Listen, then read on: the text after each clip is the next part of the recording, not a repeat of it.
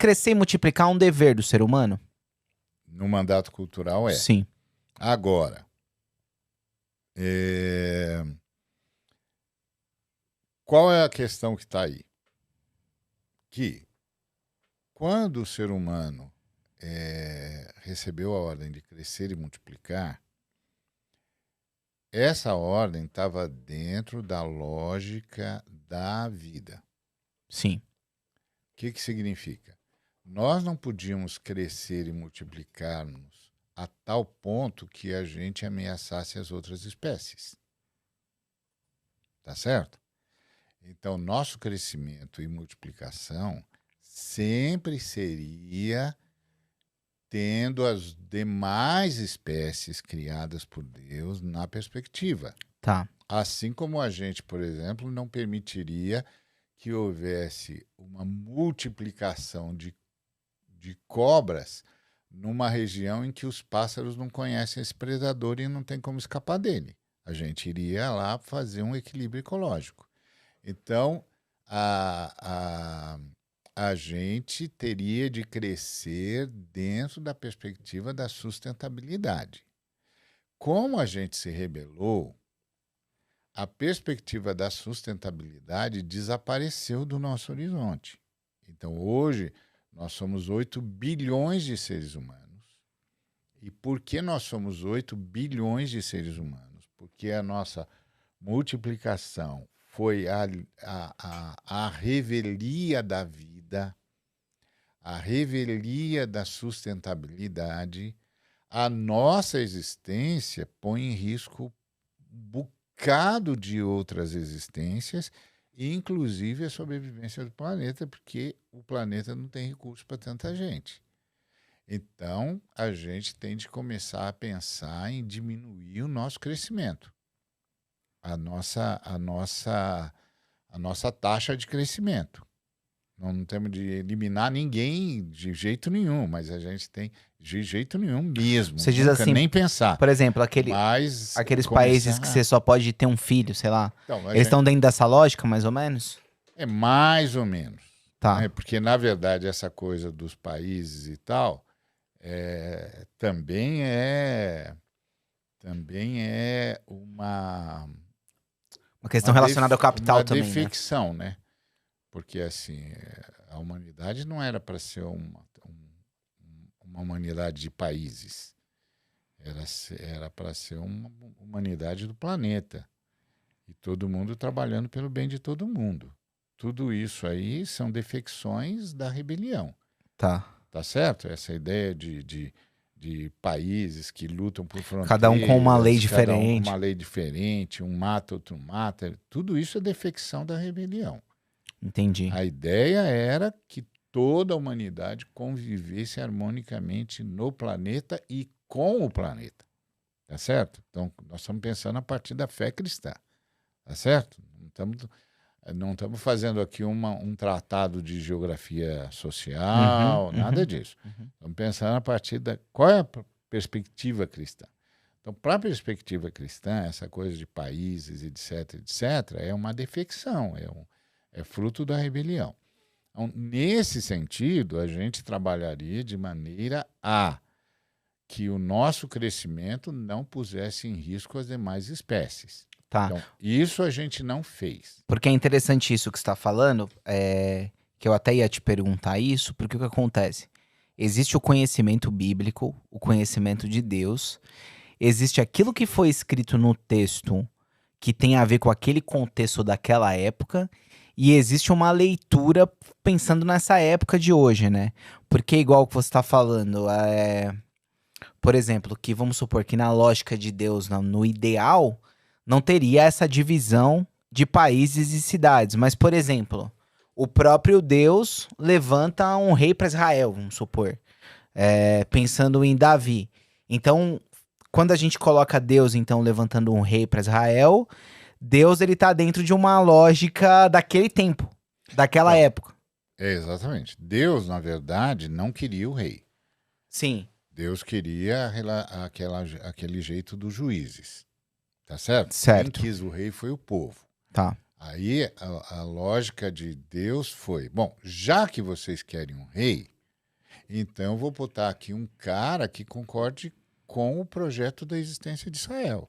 E não com um cara que faça de Israel um outro projeto de nação diferente do motivo pelo qual vocês foram libertos do Egito. Sim, porque uma Entendeu? vez eu vi uma mensagem tua lá na IBAB, que você falou sobre aquele texto da Arca de Noé, Uhum. e você explicou que Deus ele constrói a história junto com a humanidade, Isso. né? Por isso que ele manda Noé fazer a arca, e que inclusive não tem um tempo determinado para o dilúvio vir. É, O dilúvio vai vir quando Noé terminar de construir a arca. isso. Como se Noé estivesse trabalhando ali numa parceria com Deus, né? Isso. Então, por exemplo, já que o ser humano resolveu se organizar em cidades e ter reis, Deus meio que respeita essa decisão do ser humano, né? Isso. Entendi. E aí, como ele tem um pacto com Israel, porque Israel é uma nação que ele forma para trazer o Messias, ele diz: bom, já que vocês querem um rei, que é uma besteira, já que vocês vão fazer essa besteira, então pelo menos eu vou pôr um cara que não vá contra o projeto da existência de vocês. Tá. Entendeu? Então eu vou escolher um cara que não vai matar vocês, que não vai contra a razão de vocês existirem. Tá. Então essa é a lógica. O Sim. problema é que nós transformamos Deus num ídolo, que é assim, um cara cheio de quereres, de vontades, de desejos, de idiosincrasias, que uma hora acorda legal, outra hora acorda de mau humor. Não, isso não tem nas escrituras. Tem nas escrituras é um cara o tempo todo interagindo com gente e dizendo: escuta, vocês estão se matando, para, vocês não estão vendo que isso aí vocês estão se matando? É outra história, a Aham. ponto de vir em carne e osso para nos libertar. Eu entendo que muita gente ele faz um Deus à imagem e semelhança do homem, né? Humana, né? É o que dizia o Feuerbach, né?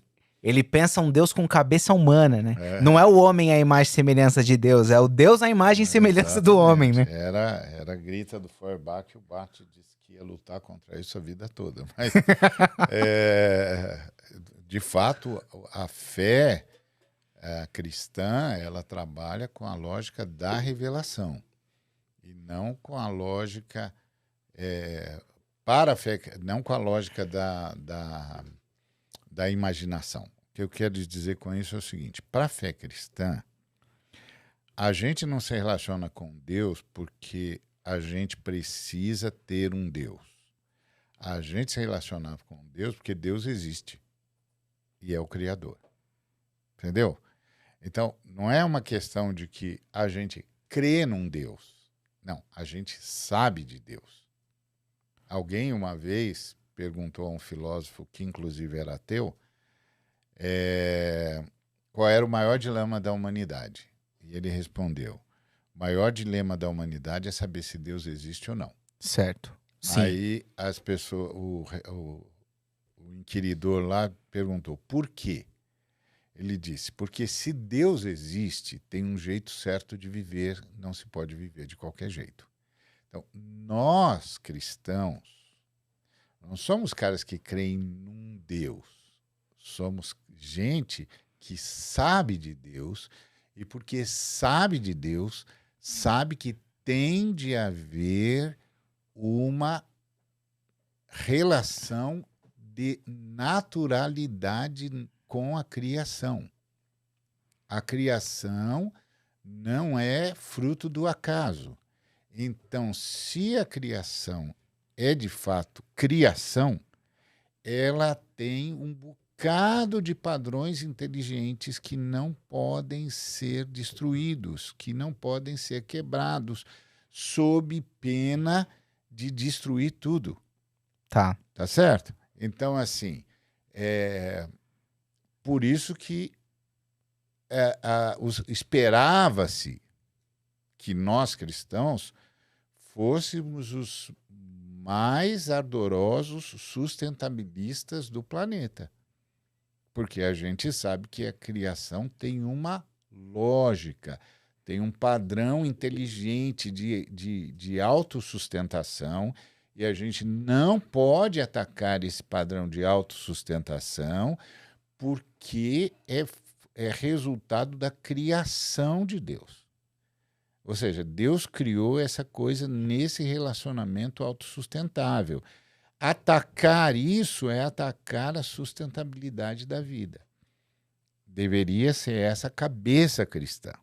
Uhum. O problema é que quando a igreja cristã a fé cristã se deixou ser religião oficial de um império, ela passou a ter dupla fidelidade.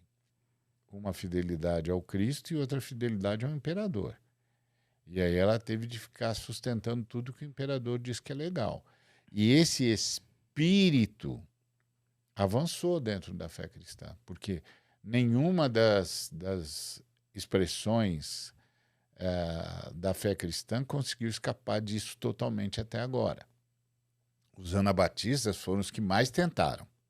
Os que mais tentaram não ter nenhum relacionamento com o Estado. Tá. Entendeu? Mas nem sempre conseguiram. Agora mesmo os batistas apoiaram um governo tirânico e ficou assim mesmo.